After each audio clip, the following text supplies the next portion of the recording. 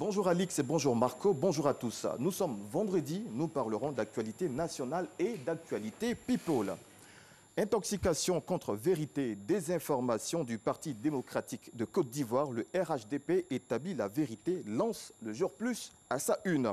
À lire également dans l'apparition de ce jour un article relatif à un message envoyé par Fatou Bensouda, procureur général de la Cour pénale internationale à Simone et Yves Gbagbo. Le sursaut dévoile de graves révélations d'un enseignant ont fait des manipulations pour augmenter le taux de réussite aux examens. Autre sujet, autre quotidien, transformation de la noix de cajou. Duncan sollicite l'appui des investisseurs et des banques, pointe Fraternité Matin à sa une. Il s'exprimait à l'ouverture de la 3e édition du CIETA. L'intelligent d'Abidjan s'intéresse, lui, aux réactions des visiteurs au nombre de 5000 selon le confrère. Ce quotidien a par ailleurs réalisé une interview avec Dan Log, secrétaire général d'un syndicat de musiciens. La chanteuse qui dit en substance on deviendra des vendeurs de charbon et de garbassi avec des points de suspension. La suite est à lire dans le numéro de ce jour. Cela nous conduit tout droit dans l'univers des stars, à commencer par l'international ivoirien Yao Kwasi Gervais.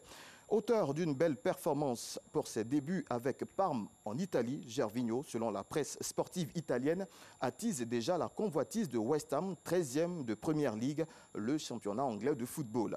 Le club, selon abidjanshow.com, a proposé plus de 4,5 milliards de francs CFA à Parme qui a tout simplement décliné l'offre. En France, d'après Paris Match, Iris Mittenard a célébré cette semaine la sortie de son livre « Toujours y croire ». Dans cette œuvre de 218 pages, Miss France et Miss Univers 2016 nous ouvrent les portes de sa vie amoureuse. L'ex-compagne de l'humoriste Kev Adams n'hésite pas à dévoiler les clés qui permettent de la séduire. Pour me plaire, un homme doit avant tout me faire rire. En dernière information, l'entreprise qui a conçu le cercueil de Johnny Hallyday connaît un drôle de succès. La raison, des fans du rocker français ont décidé de rester encore plus proches de lui et de l'aimer jusque dans leur dernière demeure. Ils s'arrachent en ce moment le modèle du cercueil de leur idole et la liste des commandes ne fait que se rallonger. Il est conçu dans le même bois et par les mêmes artisans. Tenez-vous bien, il vaut plus d'1,5 million de francs CFA. Information livrée par 20 minutes.